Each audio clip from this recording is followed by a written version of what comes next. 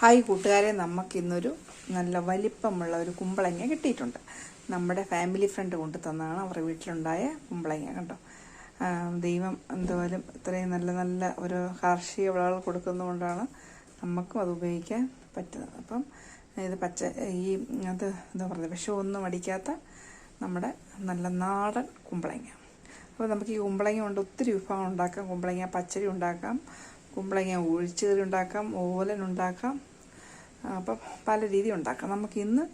നമുക്ക് കുമ്പളങ്ങയും തക്കാളിയും കൂടെയുള്ള ഒരു ഒഴിച്ചുകറി വെക്കാം. അതിൻ്റെ കുറച്ചെടുത്തിട്ട് പിന്നെ വരും ദിവസങ്ങളിൽ ബാക്കി വിഭവങ്ങൾ നമ്മൾ ഈ കുമ്പളങ്ങ കൊണ്ട് അങ്ങനെ 3-4 വിഭവങ്ങൾ ഉണ്ടാക്കി നമുക്ക് വീഡിയോയിലിടാം. ഓക്കെ, അപ്പം വിഷമൊന്നും അടിക്കാത്ത നാടൻ കുമ്പളങ്ങ നമുക്ക് കട്ട് ചെയ്യാം.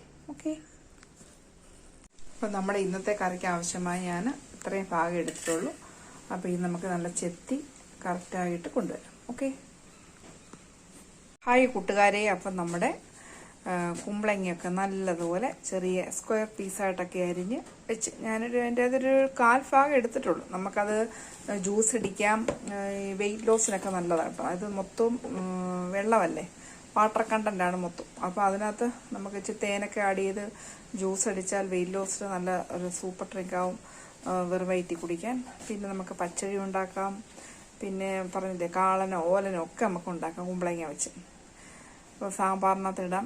അങ്ങനെ ഒന്നും കളയരുത് കണ്ടോ. പ്രത്യേകിച്ച് നമുക്ക് ഈ വിഷമടിക്കാത്ത പച്ചക്കറികളൊക്കെ കിട്ടുന്നത് വളരെ വളരെ ഒരു അപൂർവമായ ഒരു അവസരത്തിലല്ലേ. അപ്പോൾ നമുക്കിന്ന് കുമ്പളങ്ങ വെച്ച് ഒരു ഒഴിച്ച് കറി വെക്കാം. ഇതൊക്കെ പഴയ രുചിക്കൂട്ടുകളാണ്, പുതിയ തലമുറയ്ക്ക് അറിയത്തില്ലെന്നേ ഉള്ളൂ. പണ്ടത്തെ അമ്മച്ചിമാരൊക്കെ വെക്കുന്ന ഒരു കറിയാണ്. അപ്പോൾ നമ്മൾ കുമ്പളങ്ങയൊക്കെ കഴുകി വൃത്തിയാക്കി ഒരു 1/4 ഭാഗം കുമ്പളങ്ങ എടുത്തു. അതിനകത്ത് ഒരു 1/4 ടീസ്പൂൺ മഞ്ഞൾപ്പൊടി ഇട്ടു, 1/4 ടീസ്പൂൺ മുളക് പൊടി ഇട്ടു. പിന്നെ ഞാനൊരു 2-3 പച്ചമുളക് ഇട്ടു.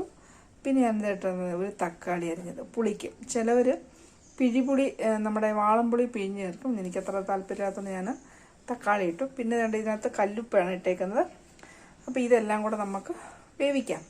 കുക്കറിൽ വെച്ച് വേവിക്കാതെ പെട്ടെന്ന് ഒറ്റ വിസിലുണ്ടെങ്കിൽ സാധിക്കും. മറ്റേത് നമ്മുടെ ഇന്ധനം കുറേ ലാഭിക്കാം.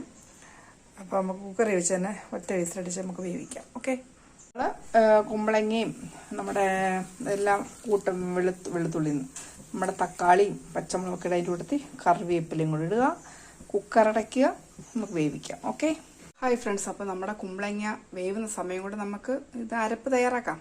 അതിന് വേണ്ടി തേങ്ങ ആവശ്യമുള്ള തേങ്ങ എടുത്തു, കുറച്ച് മഞ്ഞൾപ്പൊടി ഞാൻ ഓൾറെഡി ഇട്ടായിരുന്നല്ലോ, ഒരു 1/4 ടീസ്പൂൺ മഞ്ഞൾപ്പൊടി എടുത്തു, കുറച്ച് ജീരകം ഇട്ടു, ഒരു 4-5 ചുമന്നുള്ളി ഇട്ടു. അത് നല്ല പേസ്റ്റ് പോലെ അരച്ചുകൊണ്ട് വരാം. Okay, hi friends. അപ്പം നമ്മുടെ കുമ്പളങ്ങയും തക്കാളിയൊക്കെ 2 വിസിലടിച്ചപ്പോൾ ഞാൻ ഓഫ് ചെയ്തെടുത്ത് നല്ലതുപോലെ വെന്ത്.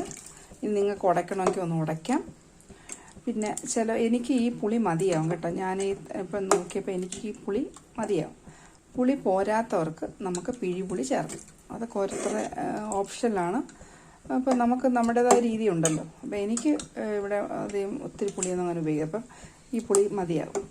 പോരാത്തവർക്ക് പിഴിപുളിയൊക്കെ ചേർക്കാം കേട്ടോ. അപ്പോൾ അത് വേറെ നല്ല ടേസ്റ്റാണ്. അതുപോലെ ഈ നമ്മുടെ എന്താ പറയുന്നത്, മുളക് പൊടിയും ഓപ്ഷനിലാണ്. അതൊക്കെ ആവശ്യമുള്ളവർ ചേർത്താൽ മതി. എനിക്കിങ്ങനെ വെച്ചപ്പോഴാണ് ടേസ്റ്റ് കൂടുതലായിട്ട് തോന്നി. അപ്പോൾ അത് നമുക്ക് ആവശ്യത്തിനൊന്ന് ഉടച്ച് കൊടുക്കാം. കുറച്ച് ഭാഗം ഉടച്ച് ബാക്കി ഭാഗം ഇങ്ങനെ മുഴുവനെ കിടക്കുന്നു. കറിക്കൊരു കൊഴുപ്പ് വരും. അപ്പോൾ വെള്ളം നമുക്ക് ഇരുന്ന് കുറുകുന്നൊരു, ഏതായാലും തേങ്ങാക്കറിയല്ലേ, നമ്മൾ എപ്പോഴും ഇരുന്ന് കുറുകും. ആവശ്യത്തിനുള്ള വെള്ളമായിട്ടിത് ഓഫ് ചെയ്യാം കേട്ടോ. ചൂടൊന്ന് കുറുകട്ടെ. നമുക്ക് തേങ്ങ ഞാൻ നല്ല ഫസ്റ്റും പോലെ അരച്ച് വെച്ചിട്ടുണ്ട്. അപ്പം ഇതൊന്ന് കുറുകിയിട്ട് നമുക്ക് ഒഴിക്കാം. Okay, hi dears. അപ്പം നമ്മുടെ വെള്ളമെല്ലാം വറ്റി ഒന്ന് കുറുകി കറി കേട്ടോ. അപ്പം വളരെ സിമ്പിളാണ്, അതുപോലെ ടേസ്റ്റുമാണ്. ഒരു വെറൈറ്റി. എപ്പോഴും നമ്മൾ സാമ്പാറും മോരും ഒക്കെ രസമൊക്കെ വെക്കുന്നതിനേക്കാൾ ഇതൊക്കെ ഒന്ന് വെറൈറ്റി മാറ്റി പിടിച്ച് വെച്ച് കഴിഞ്ഞാൽ എല്ലാവർക്കും ഇഷ്ടം, അതുപോലെ ഗുണമേന്മയാണ്. അപ്പം ഇതുപോലെ ഒന്ന് ചെയ്ത് നോക്കണം കേട്ടോ. ഒത്തിരി തരം നമുക്ക് കുമ്പളങ്ങ വെച്ച് കറികൾ വെക്കാൻ പറ്റും. അപ്പം ഇതൊന്ന് വെന്ത് കഴിഞ്ഞ് നമ്മുടെ പേസ്റ്റ് പോലുള്ള നമ്മുടെ അരപ്പ് ഒഴിക്കാം. ഇനി ഞാൻ മിക്സി ഒന്ന് കഴുകി കൂടെ ഒന്ന് എടുത്തേക്കാം. അപ്പോൾ മിക്സിയും കൂടെ ഒന്ന് കഴുകി അതോടെ ഒഴിച്ചേക്കാം. അപ്പം നമ്മുടെ തേങ്ങ അരച്ച കുമ്പളങ്ങ കറി റെഡി. സൂപ്പർ കറിയാണ്, സൂപ്പർ. അപ്പോൾ ഉപ്പൊക്കെ ഉണ്ടോ നോക്കണം. വെള്ളം എല്ലാം ഒന്ന് ജസ്റ്റ് ഇനി ഒന്ന് നമ്മൾ കറിയെല്ലാം കുറുകിയിരിക്കുക. ഇനി ഒന്ന് തിളച്ചാൽ മതി. ഇരുന്ന് കുറുകത്തൊക്കെ നിങ്ങൾ ഗ്രേവിക്ക് അനുസരിച്ച് വേണം വെള്ളമൊക്കെ ചേർക്കാനും. ഇരുന്ന് സ്വല്പം കൂടെ ഒന്ന് കുറുകും കേട്ടോ. അപ്പോൾ നമുക്ക് ഉപ്പൊക്കെ ഉണ്ടോ എന്ന് നോക്കാം. ഒരു സ്വല്പം കൂടെ ഉപ്പ് വേണം.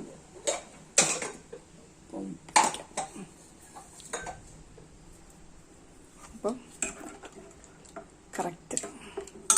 അപ്പോൾ ജസ്റ്റ് ഒരു തിള വരുമ്പോൾ അപ്പോഴത്തേക്ക് നമ്മുടെ എന്താണ് കടുവറ അതിങ്ങനെ ഫൈനാക്കി വെച്ചിട്ടുണ്ട്.